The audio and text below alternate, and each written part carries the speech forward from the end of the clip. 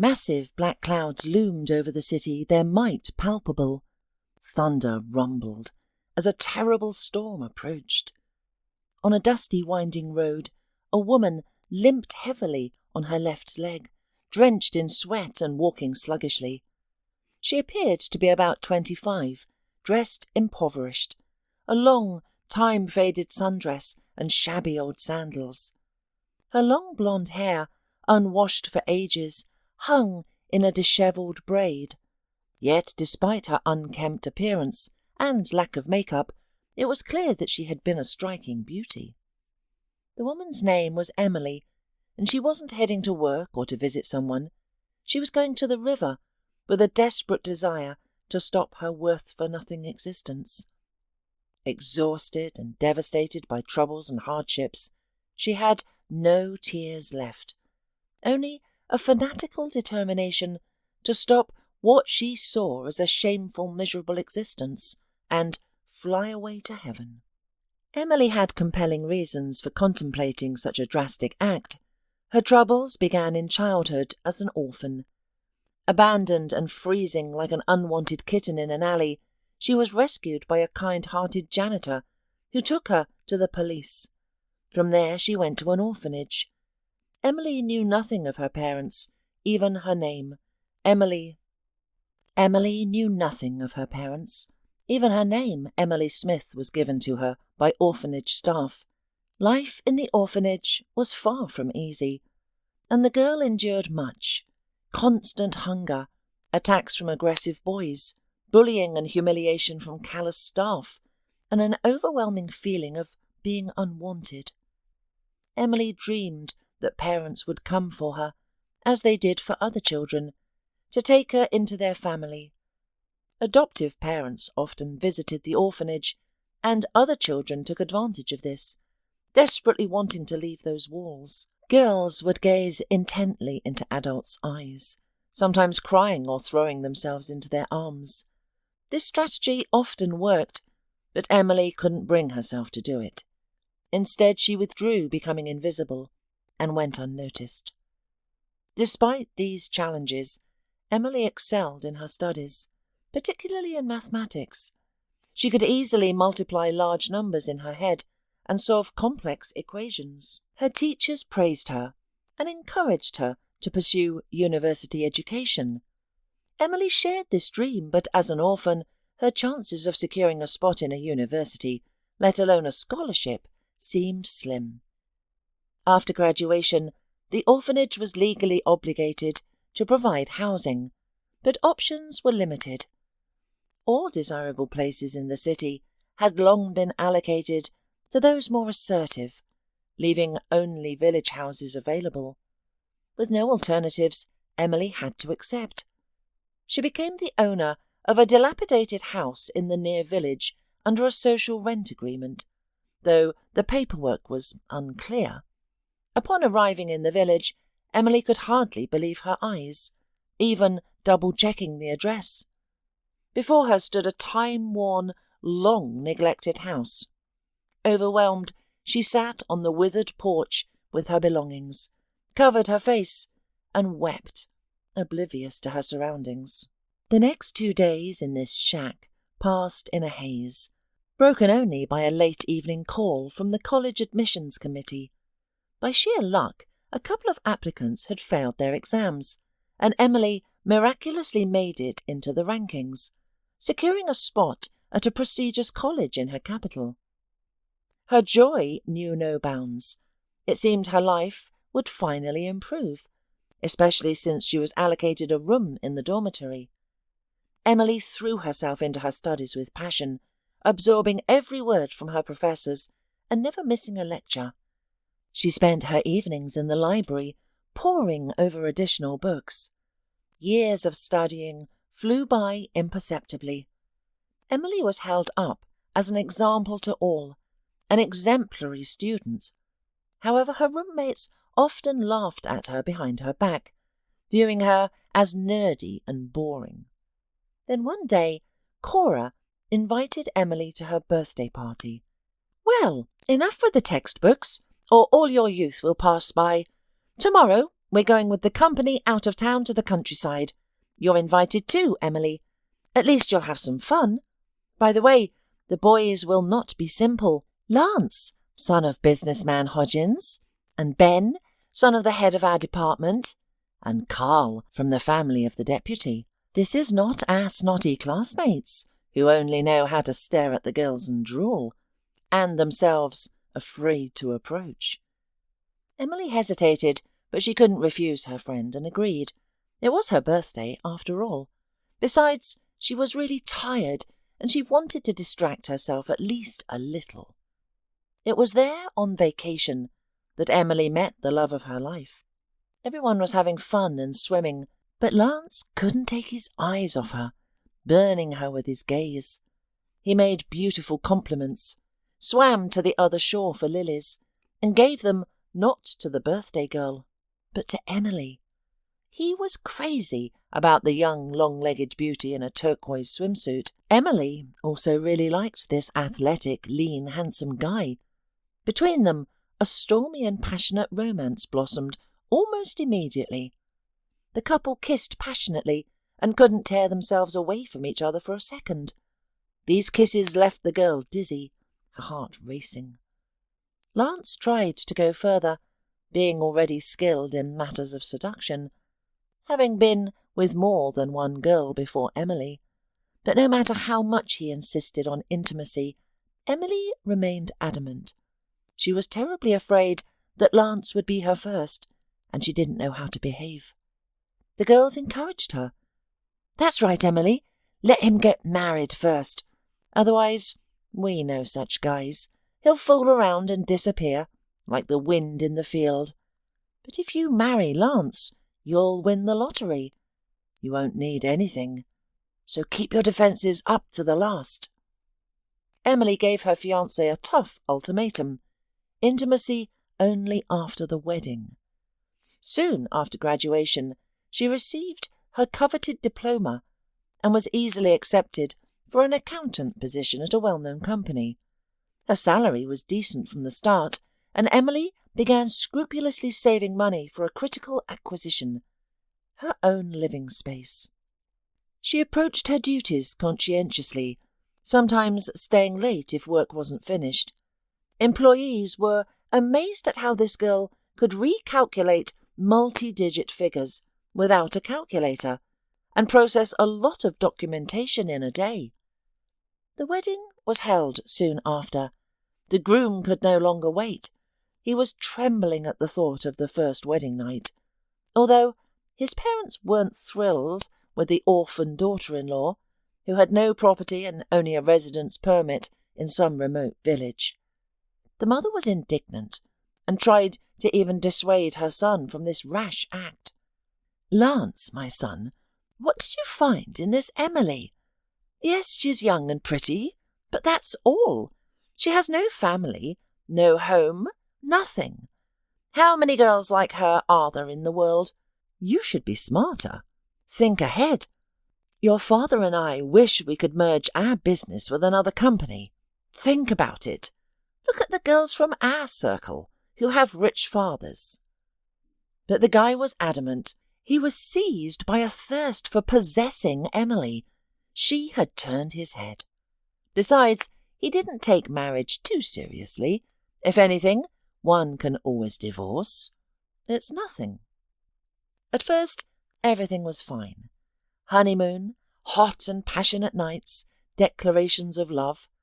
The couple was inseparable, cooing like lovebirds. Lance worked in his father's firm as a manager, knowing he'd never be fired, and that they'd always turn a blind eye to his absenteeism and negligent attitude, so he wasn't particularly worried. Initially, the newlyweds lived with Lance's parents in their big house, but her mother-in-law immediately disliked Emily, constantly nudging and trying to undermine her. She repeatedly tried to sow discord between the newlyweds, whispering to Lance that Emily devoted too much time to work, often staying late, implying something wasn't right. She also kept asking why there were still no grandchildren, saying it was time. "She only has her career in her head and you'll never have children, she'd say. The atmosphere in the family was always tense. Emily sometimes deliberately stayed late at work to avoid going home, knowing her mother-in-law's disgruntled face awaited her. Therefore, when Lance suggested jointly buying a separate apartment, Emily was all for it. She gave all her savings, a considerable amount by then, and entrusted her husband with everything related to choosing, purchasing, and registering the apartment. After all, she simply didn't have time for it. The fact that he registered it in his name didn't bother Emily at all. What's the big deal? They were one family. They trusted each other. So what difference did it make whose name was on the deed? Besides, the woman was very young and inexperienced in such matters, and she had absolutely no one to advise her.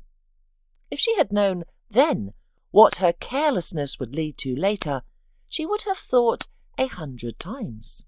And there it was, the long-awaited housewarming and move.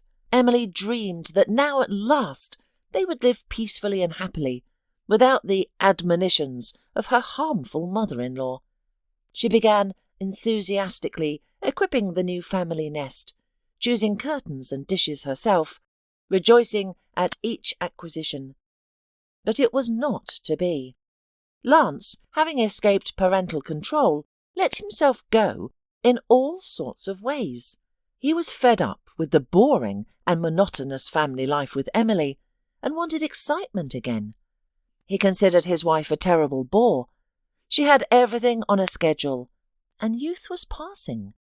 The man was no longer turned on by his wife's caresses.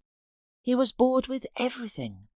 Wanting new sensations, he looked for them in nightclubs, rolling home in the morning, tipsy and with the smell of women's perfume on his jacket. Emily cried, begging her husband to come to his senses, and the couple often quarrelled. Emily couldn't understand why Lance had changed so much. He had become distant and cold, as if those passionate nights and declarations of love had never happened. Moreover, the more she tried to please her husband, the more obnoxious he became. Emily grew nervous and jittery, making inexcusable blunders at work. She realised their marriage was cracking at the seams, but didn't know how to save it. Then one day, out of the blue, Lance proposed at dinner, "I've booked a trip to a ski resort for the weekend. Let's go. Just you and me. We'll rest, go skiing. We've become strangers lately, fighting like cats and dogs. What do you say?" Emily jumped with joy and hugged her husband tightly. She had long wanted to rest and relax, especially since things hadn't been going well lately. She had never been to the sea, let alone a ski resort. Soon they found themselves on a huge, steep slope. The snow dazzled their eyes and sparkled, surrounded by breathtaking beauty. The air was so clean and fresh, it made Emily's head spin. She had never seen such beauty and looked down in awe. The view was mind-boggling. Slopes and plains, huge fir trees covered in snow, as if wrapped in a giant coat, all white as far as the eye could see. Lance, as an experienced skier since childhood, was familiar with the resort, unlike Emily, who had put on skis for the first time. The descent seemed impossibly high and steep to her, and the instructor advised against it for a beginner. After all, there were gentler, safer slopes for novices. But Lance insisted. "Are you a coward, my love? Let's go. It's such a thrill. You're always shaking and afraid of everything. It's so boring to live like that. Come with me. You love me, don't you?" He skillfully manoeuvred down the slope, making it look easy and simple. Emily, trusting her husband, took the risk and followed. She only remembered the fall and the excruciating pain that followed. She tumbled down for what seemed like an eternity, darkness engulfing her, resulting in a compound fracture of her femoral neck. This, however, was just the beginning of her troubles. Emily was hospitalized for months, unable to get up or walk. staring at the ceiling for days. Worse still, Lance visited her only once, coldly inquiring about her health and prognosis. Upon learning that the fracture was severe, with a high risk of permanent limping, he simply vanished. He never showed up again and stopped answering his phone. Emily dialed his number countless times, always hearing the same message: "The called subscriber's device is switched off or out of network coverage." Emily wept, unable to comprehend the situation. How could her husband disappear? 2 months later, she finally left the hospital, limping badly on her left leg. The fracture hadn't healed properly, and she needed more surgeries she couldn't afford. Then something terrible happened. She barely made it home by bus and tried to unlock the door, but the key wouldn't turn. Confused and frustrated, she longed to get inside, take a hot shower, and try to locate Lance again. Suddenly, strangers, an elderly couple, opened the door, staring at her in bewilderment. "My dear, what are you doing?" they asked. "What right do you have to break into someone else's apartment? We're going to call the police." Emily was stunned. I don't understand. How is this someone else's? It's my apartment. I bought it with my husband." "Where is he?" "We lived here until I went to the hospital with a fracture. My husband is Lance Hodgins, and I'm Emily Hodgins, his lawful wife. Can you explain what's going on?" The old lady retrieved some documents and handed them to Emily. "Look here, we recently bought this apartment. The registered owner was Lance Hodgins. No one else was listed. The transaction was legal and notarized. I'm sorry, but everything's in order. We found some papers from the former owners. Take them. We don't know what to do with them." With trembling hands, Emily opened the envelope. Inside was a divorce certificate, stating in black and white that she and Lance were no longer married. It felt like a nightmare or a cruel joke. In a daze, Emily left the building and went to her workplace, only to be turned away. They handed her a labour book noting her termination due to absenteeism. What a twist! Emily tried to explain her hospitalization and showed her sick leave, insisting her husband should have reported everything, but they wouldn't listen. It was too late. A new employee had already been hired. Desperate, Emily rushed to Lance's parents' house, determined to uncover the truth and find out where her husband had gone. There had to be an explanation for this nightmare. She couldn't make sense of it all. Her mind refused to accept the reality before her. But her mother-in-law's harsh voice crackled over the intercom. "Get out of here, you beggar! The apartment was Lance's, and he had every right to sell it. Now he lives with another woman.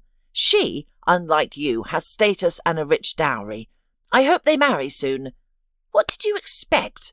Did you think he should spend his life suffering with a lame, childless orphan? Marrying you was Lance's biggest mistake, and I've told him 100 times. Don't come here again, or I'll call the police. Is that clear? You're nobody to us now." Emily shouted, her anger boiling over. "You're all miserable people. I hate you. At least give me back my things. Where are they? I need clothes." The mother-in-law replied caustically. "They were bought with Lance's money. But fine, the guard will bring you something." Emily's fury intensified. "You think I never worked? Even if my salary was less, I still invested in our family. How can he do this?" 5 minutes later, the guard threw a small bag of belongings at her face and shoved her roughly. "You've been told to leave. The landlady's upset. She told me to get you out of here. Go!" Emily waved her hand dismissively and limped away. With no other choice, she spent her last pennies on a ticket to her village. As she jolted away in the stuffy, dusty bus, she clung to the hope of finding shelter in her old, dilapidated house. But when she saw only charred ruins where the long-burned house once stood, She collapsed to the ground, sobbing loudly. Emotions churned inside her. Hatred, anger and resentment overwhelming her thoughts. Why? Why did he do this to me? What did I do wrong? I loved him truly, sincerely, but he robbed me, left me homeless, and ran off to his mistress. He used me like a pretty toy, and when he got bored of me, he tossed me aside like trash. Where can I go now? What can I do? The woman struggled to her feet and shuffled back to the station, a 3-kilometre trek. She had nowhere to go, no money, no belongings. Her bag contained only a couple of sweaters, jeans and a jacket, all she got for years of marriage. Her papers were the only other possessions she had left. For a month Emily wandered, sleeping at the train station and attempting to beg, but she rarely received anything, too ashamed to press for pity. She'd simply stand with her head bowed, inviting ridicule from passers-by, who questioned why a young woman would resort to begging. The stench of her unwashed body and the grime caking her face disgusted her. Worst of all, she saw no way out of her misery. Finally, Emily reached her breaking point. It's better to drown than live like this. What's the point of such a wretched existence? I'm turning into an animal. With these dark thoughts, she stumbled to a bridge and leaned over the railing. Taking a deep breath, she gazed at the ominous sky one last time, steeled her nerves, and swung one leg over the edge. Suddenly, an expensive car screeched to a halt behind her. A well-groomed man in his 50s gaped at her from behind the wheel. He shouted, "Hey, what are you doing? You'll fall! You'll drown! The current's too strong!" Emily waved him off. "That's the point, and it's none of your business. Don't interfere." She had already swung her other leg over, balancing precariously on her hands. The man quickly ran out of his car and picked up the light-as-a-feather, gaunt woman. He studied her intently before making an unexpected offer. "Look, since you're at rock bottom anyway, I have a proposition. Come, work for me as a laundress for a couple of months. An employee's on maternity leave and I need a replacement. I'll give you a place to stay in the back room. I'll pay you fairly. What have you got to lose? If you still want to drown yourself after that, you can." Emily sniffled, considering his words. "I really have nothing to lose. I might as well agree. It can't be worse than this." She accepted. The stranger introduced himself as Mr. Aubrey, a pleasant man and engaging conversationalist. Expensively dressed and well-groomed, he wore an obvious wig. He listened attentively to Emily's story of her husband's betrayal, shaking his head in sympathy. He showed her to a small back room, furnished with a table, chair and couch. Though windowless, it offered more comfort than Emily had seen in weeks. Mr. Aubrey even arranged for bedding, towels and other necessities. He allowed her to use the staff shower and provided tea and cookies. As Emily sipped her tea, Mr. Aubrey offered some parting wisdom. "You know, Emily, don't rush to end things. Sometimes problems solve themselves, without our desire or effort. So work for now. We'll see what happens."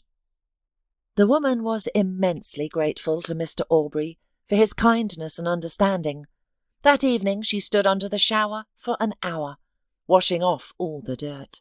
For the first time since leaving the hospital, she fell asleep. The hard couch felt like a soft feather bed to her. Emily approached her work with utmost responsibility, diligently performed her duties, and quickly adapted. Naturally, she felt slighted that she, a professional accountant, was now merely a laundress. However, it was preferable to wandering and starving at the station.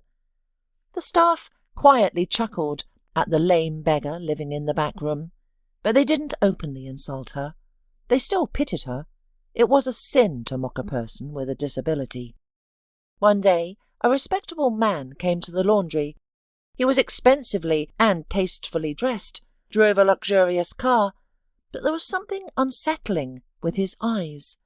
They darted back and forth like a criminal's. He turned to Emily. "I need to clean this jacket. I accidentally knocked over a jar of raspberry jam at breakfast. It needs dry cleaning." Emily's blood ran cold. She realised perfectly well that the jacket was simply bloody, not stained with jam. But she didn't show it, and silently accepted the order. She jotted down the visitor's license plate number on a piece of paper, just in case. Before sending items to the dry cleaner, the instructions required inspecting all pockets. Emily did so, and suddenly found a note in the front breast pocket. On a crumpled piece of paper, she read, "Help! I'm being held in an abandoned house with a green roof near the aquarium store." That was it. No name, no surname, no other details. Emily racked her brain, and sure enough, there was such a store not far from their laundry, and the house was indeed abandoned. So it wasn't someone's stupid joke, and there was not a drop of jam on that jacket. This was serious. Someone was in trouble and begging for help. What should I do? Should I go look? I'm afraid. What if there are criminals there? Should I call the police? What will I tell them? That I found a piece of paper with a note, and that's it? They'll laugh at me. Until the end of her shift, Emily was tormented by doubts, but finally decided to go and see for herself that it wasn't someone's cruel prank. She walked around the perimeter of the building. It was abandoned, and the front door was locked with a big rusty padlock. It looked as if no one had been near the house for a long time, if it weren't for the fresh tyre tracks. It was obvious that someone had driven up to the house more than once. The woman stood on her tiptoes and tried to peer through the grimy window. Suddenly, to her horror, she saw a man in the far corner of the cluttered room.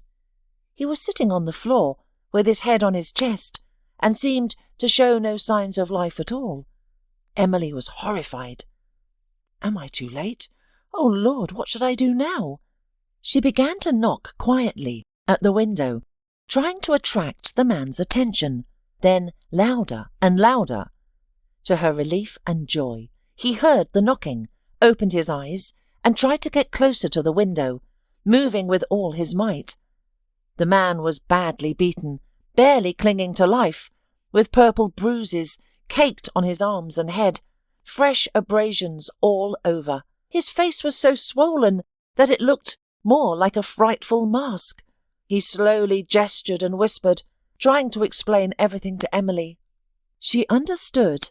I was kidnapped for ransom. My father is a rich businessman. This house belongs to a criminal. He works for a gang.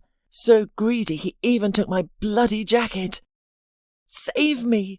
I beg you, call the police. Emily nodded and immediately, so he could see, called the police station. She explained who she was and what she wanted, long and confusedly, but they seemed to believe her. The woman didn't run away. She waited until the patrol arrived, and the prisoner was released. When the poor, battered prisoner was taken on a gurney to the hospital, he whispered to her, My name is David Milligan. Thank you. I'll never forget you. Tears welled up in his eyes, and the woman, almost crying herself, waved her hand and shouted after him, I'm Emily. Everything will be all right. All night the woman tossed and turned, unable to sleep even for a second, thinking about this incident. The guy's brown, pleading eyes were etched in her memory. Something about this poor stranger had touched her, resonated in her soul. The very next day, after her shift, Emily took a shower, let her hair down for the first time, bought bananas and tangerines with her last money, and went to see David in the hospital. At first, they didn't want to let her in, because the man was in intensive care, in serious condition, but then they took pity on the lame, sad woman and allowed her to see the man. Emily was horrified when she saw David entangled with wires and senses. His eyes were barely open, but he saw her and tried to smile. The woman waved at him and sat down next to him on a chair. She didn't know what to say, so she just sat there, stroking his arm and whispering softly, "Know that everything will be okay. You're going to be fine. Someone once told me that sometimes grief goes away and problems solve themselves, almost without our participation. And now I believe it. Be strong, and I'll come back tomorrow, okay?" The man's eyes moistened, and he nodded weakly. Emily began visiting David as if it were her job. The staff grew accustomed to her presence. However, David's father rarely visited, staying only for 5 minutes each time. He would tersely inquire about his son's health and depart, citing his busy schedule. Emily couldn't comprehend this behaviour. After all, the son had miraculously survived and escaped from criminals. How could the father be so indifferent?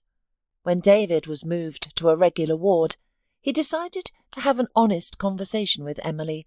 This peculiar, attractive and melancholic woman had become his closest confidant. He yearned to share the burden he had carried for years. David heaved a deep sigh and began. "You see, I'm not my father's biological son. I'm adopted. That's why he wasn't rushing to pay the ransom. Apparently, my birth parents died, and this man took custody of me. He also acquired all my parents' assets. He was their business partner. That's how he became my foster father. I have no memories of my parents, and I've never even seen a photo of them. Oddly, they're nowhere to be found. What's more peculiar is that neither the perpetrators of my parents' death nor my kidnappers were ever caught. How is that possible? You gave the police the license plate number of the car that delivered my bloody jacket, and we created a sketch together. Something doesn't add up. I can sense it. My foster father seemed displeased that I survived. I can see it in his eyes. I'm like a thorn in his side. We've had a strained relationship since I was young. He used to look at me strangely. It's difficult to describe, but it gave me chills. I never felt any affection or warmth from him. It hurt when I was little, but I grew accustomed to it. I've never shared this with anyone before, but for some reason I trust you. Now that I've graduated from university and started delving into the corporation's affairs, our relationship has completely deteriorated." Emily responded, "Now I understand why he visits so infrequently, and why your communication is so cold. These things happen, I suppose. I'm sorry, but at least you have a father, even if he's foster. I grew up in an orphanage. I was born and discarded like an unwanted puppy. Then my husband did something similar. While I was hospitalized with a fracture, he robbed me of everything, sold our apartment, and left with his mistress. I was fired from my job, retroactively, and hooligans burned down my old house. Just like that, I became homeless and a limping beggar. I used to be a married woman and an accountant. I was so distraught, I contemplated suicide. But the laundry owner took pity on me, gave me a job, and lets me live in the back room. It's humiliating, but what can I do? So you and I are alike. Neither of us is very fortunate." David grasped Emily's hand and replied fervently, "Please, be patient a little longer, my dear. Once I am back on my feet and have dealt with my own issues, I'll definitely help you. You won't have to work as a laundress or live in a back room any more, I promise. A woman like you deserves far better than that." They parted warmly, but Emily continued to visit David in the hospital until his discharge. They had grown quite close during this time. She even sensed a special warmth and communication between them, something beyond mere friendship. But she banished such thoughts, not wanting to indulge in impossible dreams. She chided herself. "Get a grip. You're a lame pauper with nothing to your name. Why would a businessman like David want you? It's impossible. You've had enough heartache from these wealthy types. They're all charming at first, then they stab you in the back. But why does he hold my hand so tenderly? Why does he gaze into my eyes with such sincerity? Why does he call me my good girl instead of just using my name? Despite her internal struggle, the mere thought of David made her heart race, and she couldn't suppress a foolish smile. Another month passed. David and Emily continued to meet in secret. They strolled along the riverbank, admired sunsets, and held hands gently, but nothing more. David maintained his boundaries. For Emily, each encounter felt like a holiday, a respite from her troubles. She knew David's father disapproved of their unusual relationship and that her co-workers at the laundry mocked her, but she didn't care. Her soul craved these meetings. They filled her with warmth and tenderness, slowly healing the wounds left by her husband's betrayal. David, too, couldn't fathom why he was so drawn to this enigmatic Emily. Surprisingly, when they were together, he felt a sense of peace and contentment, barely noticing her limp. Their souls seemed to connect beyond their conscious will or desire. He longed to help Emily. Renting her an apartment and finding her a proper job would be simple for a man of his means. However, until he uncovered the truth and exposed the villains, David feared bringing Emily too close, lest he put her in danger. All this time, Emily felt as if she were being followed. When she turned around, there was no one. Her intuition never failed her, and she was certain someone was watching her. For some reason, she suspected David's father had hired someone to track them. The thought made her deeply uncomfortable, sending chills down her spine. When she shared her concerns with David, he agreed. "You know, I've noticed it too. Yesterday at the gas station, I felt someone glaring at me. I turned around, only to see a cap flash by as the man quickly hid. I thought I was imagining things, but now I realize it wasn't. What on earth is going on?" One evening, Emily was resting blissfully after a hard shift, rubbing her aching leg. Suddenly, there was an insistent rapid knock on her door. Surprised, she went to open it, thinking it might be a security guard or staff member. Instead, an elderly man stood on the doorstep, wearing a cap pulled low over his eyes and a hood that obscured half his face. He spoke quietly and quickly. "Are you Emily? May I come in? It's risky being on private property. I won't take much of your time. I have something critical to tell you." Emily hesitantly stepped back, allowing the stranger to enter, despite her unease. The man sat on the couch and began to speak rapidly. "Please, listen carefully. I'm John Milligan, the real father of your boyfriend, David. I originally owned the firm. I built it from the ground up with my wife's help, and it gradually expanded. When I could no longer manage all the responsibilities alone, I was advised to take on a partner. Pablo Varese approached me seeking a job. At first I liked him. He was clever, smart, and savvy. For years he was my right-hand man. I began to trust him so much that I signed papers without looking, which I soon regretted. Years ago, it wasn't me who died in that accident, but my personal driver and my wife. They claimed the brakes were faulty, but my driver, Ian, was meticulous. He checked everything repeatedly before leaving and maintained the car carefully. Later I realized whose handiwork it was. My partner, Pablo Varese, wanted to take over my business. He had it all planned out. A few days later, he had fabricated evidence against me, tax evasion and clear legal violations. As a result, I was sentenced to 20 years in a strict regime prison. They tried to kill me several times, but I survived. When I was imprisoned, my son was just 2 years old. David doesn't remember me at all, I'm sure. My partner lied, telling him I died in the accident. I recently got out of prison. I can't approach my former partner. He doesn't know I'm free yet. I was about to tell my son, but I haven't got time yet. I've been following you both. Emily, Please, help me meet David. I need to warn him about everything. Pablo is dangerous. He won't let David take over the corporation and will do anything to eliminate him. I've suffered enough from this scoundrel. I can't let my son's life be ruined as mine." Emily was shocked by this revelation. She nodded, promising to arrange a meeting by the riverbank in 2 days during her next date with David. The visitor thanked her sincerely and vanished as quietly and mysteriously as he had appeared. For the next 3 days, Emily was restless, unsure how to tell David that not only she, but also his long-lost father, would be waiting for him. After all, David believed his father was dead. How would he take this news?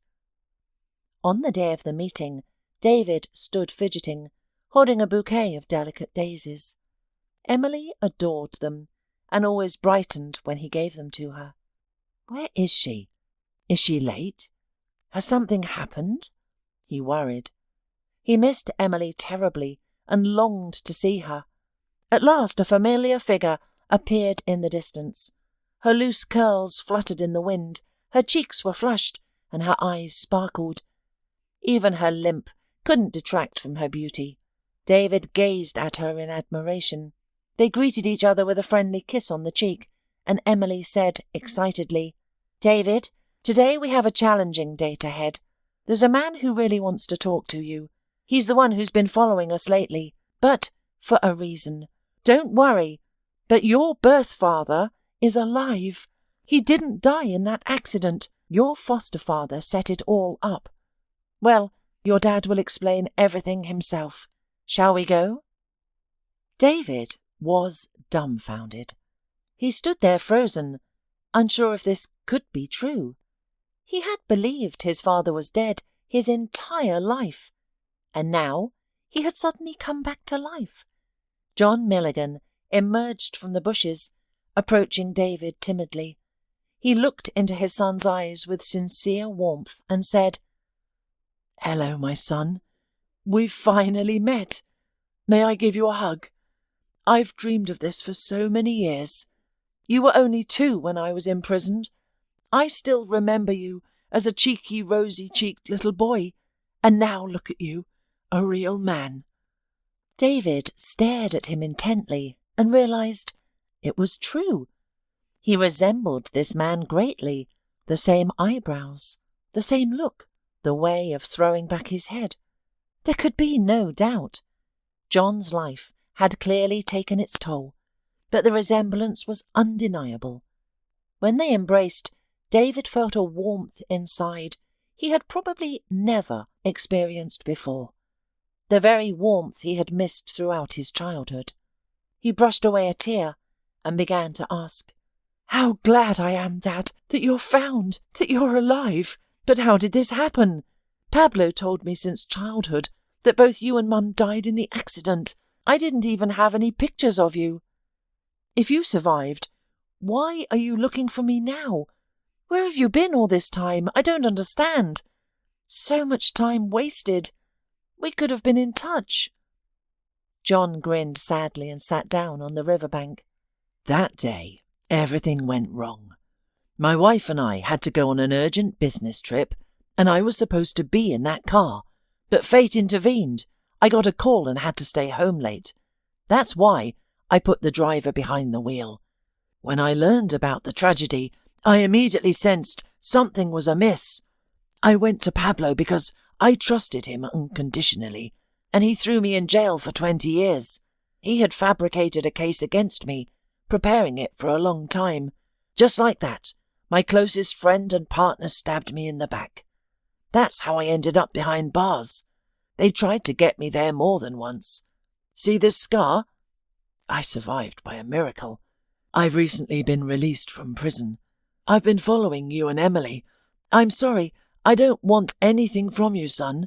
I just want to warn you. Don't trust Pablo. He's dangerous. He'll set you up. I don't want him to ruin your life, too. The scoundrel doesn't even know I'm alive. Moreover, I have documents hidden in a safe place, confirming that I'm the owner of the entire corporation, Pablo is just my partner, but I don't know how to confront him." David was indignant, shaking with anger. "What a jerk! He put you in jail and took the company for himself, and now he wanted to take me out too. I'm sure he had something to do with my kidnapping. He wasn't in a hurry to ransom me, and wasn't happy about my rescue. Well, that's okay. I'll make him dance to our tune. I'll lure Pablo out. We'll arrange a meeting for you, right at our house, and you bring all the documents, so we'll nail the scoundrel." Father and son developed a plan for revenge, believing that evil should not go unpunished. After his father left, Emily and David walked along the riverbank for a long time, discussing the incredible meeting. As it began to get chilly, Emily shivered. David suddenly turned her towards him, hugged her tenderly, and whispered, "You're cold, my dear. Come, I'll warm you up." And he kissed her passionately, not in the friendly way he had before. Emily immediately felt dizzy, the ground seeming to disappear beneath her feet. She knew this was wrong. They had no future. She was a lame laundress without a home, and shouldn't cross this line. But it was too late. Her heart drowned out her reason, and she gave in to the avalanche of passion. "I won't let you go anywhere else, dear. I love you, Emily, and I don't need any other woman. Understand? You don't work in the laundry any more. I'll talk to the owner. Now I'll take you to my apartment downtown, and when I deal with the scoundrel, Pablo, you and me will get married. What do you think about my plan?" Emily exhaled with relief, and even cried with happiness. She couldn't believe that her life had suddenly found meaning and colour again. David took Emily to his wonderful spacious apartment and told her to get settled in. He gave her a bank card with a substantial amount of money, encouraging her not to be shy and to buy whatever she needed. They said goodbye warmly, and David left to execute his plan of revenge. Upon arriving at the company office, he first dealt with current affairs, then casually mentioned to his foster father after the meeting, "I've invited a businessman to dinner tonight. He's new in our city and eager to cooperate with us. I'd like you to meet him. Do you mind?" Pablo shrugged his shoulders. "Why not? If he's a potentially profitable partner, we can have dinner. Bring him, of course."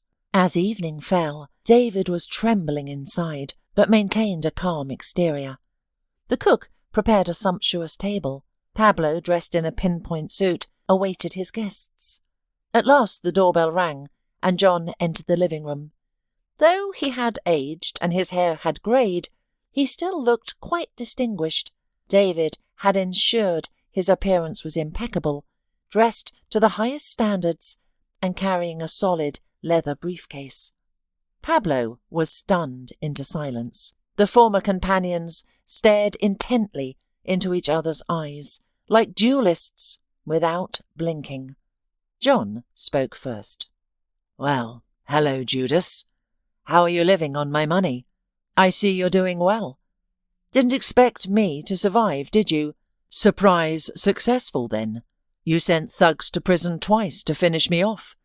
What do you think I'm going to do now? Stand by as you deceived my son for years, lying that I was dead when you knew full well I was behind bars? Listen, John, let's not get heated, okay? Let bygones be bygones. We could split the capital and go our separate ways. Agreed?" John laughed in his face. "No way. I have proof that this is solely my business. I'll go to the authorities and prove it, and you, my dear, will be in my shoes. You'll see how it is in prison." Pablo turned pale, broke into a sweat, and clutched his heart. David called both the police and an ambulance simultaneously. He felt dizzy from the unfolding events. Was it true that for so many years he had called a man father who had essentially killed his parents, who had ruined multiple lives? It was hard to comprehend. Meanwhile, Emily was busy at work. She cleaned the apartment, cooked a delicious dinner and decided to spruce herself up a bit, not wanting to look like a beggar, especially since David had allowed her to spend money freely. With a pounding heart, she entered a beauty salon. The air was fragrant with expensive creams and perfumes. Ladies sat in chairs behind screens, undergoing various procedures. Judging by the expensive handbags on the rack, one could imagine the steep prices. A flamboyant receptionist looked at the limping woman in a faded, worn-out dress and frowned, then reluctantly asked, "Are you sure you're in the right place? This is a high-end establishment." Emily, deeply offended and embarrassed, quietly replied, "I just wanted a new hairstyle and a manicure too. Don't worry, I have money." The girl smirked. "Have you even seen our rates? We cater to businessmen's wives. They're in a different league. The local shelter for the disabled is across the street." Emily suddenly burst into tears and ran out of the salon, limping badly. That evening, David rushed to the apartment, shouting joyfully as he entered, "I'm home, darling. How are you, my dear? Settled in? I have such a story to tell you. You won't believe what happened today. My father and I brought the villain to justice." Eager to share the momentous events with his beloved, he was met with silence. Puzzled, David went to the kitchen. A tantalizing aroma wafted from there, and on the table sat a freshly baked pie, carefully covered with a napkin. But Emily was nowhere to be found. The man frantically searched, room to room, unable to understand what could have happened during the day, or where his bride had disappeared to. Then he noticed a note in the hallway. It contained only a few lines. "I love you very much, David, but we can't be together. I don't want to disgrace you. I'm a lame beggar and you're a successful, well-to-do man. We're not equals. I'm sorry." The man felt sick, blood rushing to his head. He desperately tried to think where he could find Emily, knowing in his heart that he needed no one but her. David rushed to the laundry room. The director was there. The man told him everything, thinking Emily might be hiding from him. She had nowhere else to go. Mr. Aubrey was so worried that he even took off his wig and kept blotting his bald spot with a handkerchief. "Go immediately to the bridge, to the river. I'm sure she's there. When I first met her, Emily had just tried to jump off the bridge and drown herself. I'm afraid she's decided to finish what she started. Don't think she's crazy. She's an excellent woman. But she's had a difficult and troubled life. And then there's the limp. Someone must have hurt her, so she's struggling to cope. She must learn to accept herself as she is."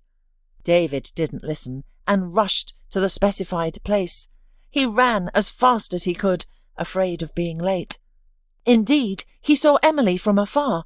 She was leaning against the railing and looking down as if gathering her thoughts. The man ran up to her from behind, yanked her from the edge of the railing, turned her around to face him, and began to shake her like a rag doll. "Are you out of your mind? What if you really jumped and drowned? Emily, are you crazy? What kind of idiotic stunt are you pulling? You're an adult." The woman became hysterical and began to push David away, pounding his chest with her fists. "No, I wasn't going to jump.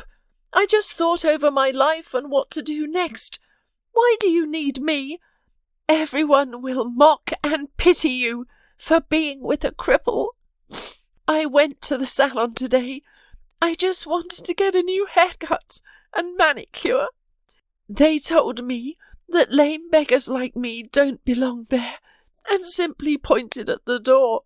So tell me, aren't you also with me out of pity?" David understood everything. He embraced her, pressed her against him, and began to soothe her like a child. "How foolish you are. You're in my soul, in my heart. Do you understand? And I don't care about your limp. I don't even notice it, if you want to know. I love you, and I want you to be my wife. This isn't pitying. Please, go home and don't ever leave me again, okay? I almost went crazy when I didn't find you at home." Emily felt so good and warm from these words. She believed that David really loved her, and these were not empty words. She wiped her tears and answered, "Please, forgive me. It's just that I love you so much, but I was afraid you didn't need me.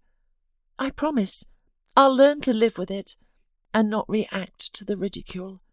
The important thing is that I have you, and you have me." Then there was a delicious dinner, long, intimate conversations, and a sea of love. Listening to David's measured breathing in the morning, Emily was pleased. Now her reckless impulse from yesterday seemed so foolish. To hell with all those arrogant people. Let them look and envy that a man like David loved her. With this thought, the woman finally fell into a serene and sweet sleep. After the scoundrel Pablo Verez was detained and got what he deserved after investigations and proceedings, David, Emily, and John moved into the mansion, deciding to live together in their family's ancestral home. Emily became its mistress with pleasure. She kept order, prepared delicious dinners for the men, and waited impatiently for David to come home in the evenings. The man took Emily to expensive salons and shops, dressing and pampering his beloved.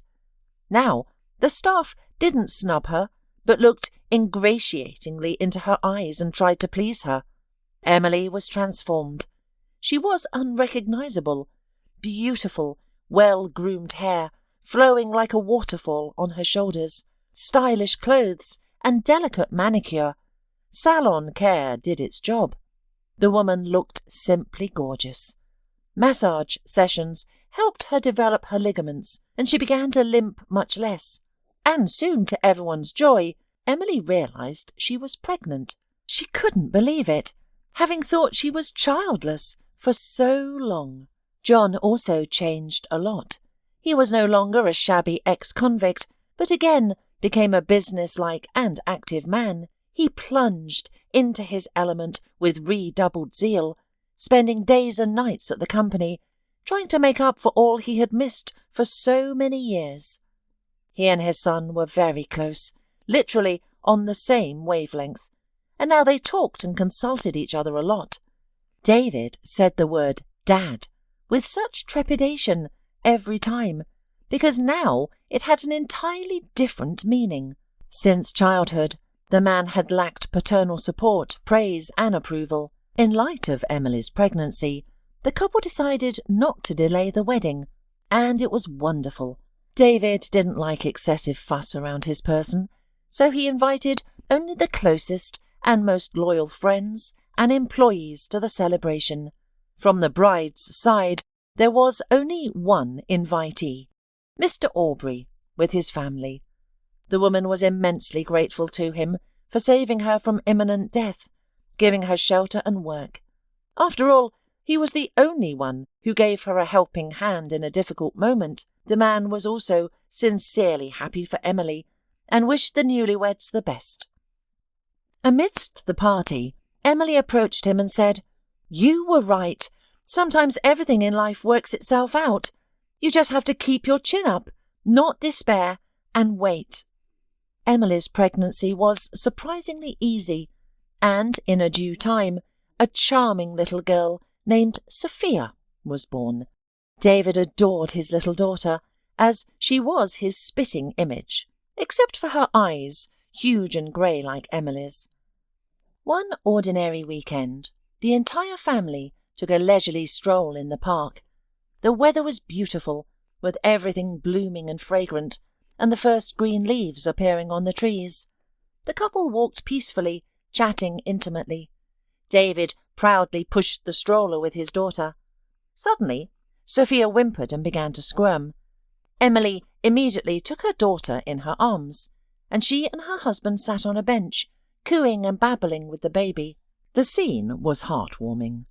Nearby, a mover, unloading boxes of drinks from a store, gritted his teeth and dropped a box on his foot. The dishevelled man howled in pain, but couldn't take his eyes off the couple in the park. He instantly recognised Emily, who hadn't changed a bit. In fact, she looked even prettier and more radiant. More importantly, she was visibly happy. The man next to her placed the baby back in the stroller, tenderly embraced Emily, kissed her, and they continued their leisurely walk. The loader, with shaky hands, opened a bottle of beer and greedily gulped it down. It was difficult to recognise the formerly famous businessman, Lance Hodgins, in this downtrodden man. Life had rewarded him for all the cruel things he had done to Emily. The mistress for whom he had abandoned his wife had robbed him, working for his competitors. She had given them all the company information, ensuring Lance was left with nothing. His parents died after a serious illness. All his friends and former partners immediately turned their backs on him. Who needs a penniless loser? Grief-stricken, Lance began drinking, initially thinking he could stop any time, but he was mistaken. Now he lived a miserable existence, working odd jobs as a loader and renting a corner in a dormitory.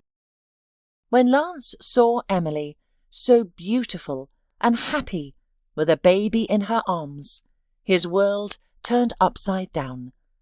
Only now did he realise what a remarkable woman he had lost, and how he had needlessly ruined her life. She was probably the only one who had loved him sincerely and truly. He was overcome with regret, knowing that nothing could be undone, and everything that happened to him was in fact retribution for his actions. Yeah, the proverb rings true. What we have, we don't cherish. When we lose it, we weep.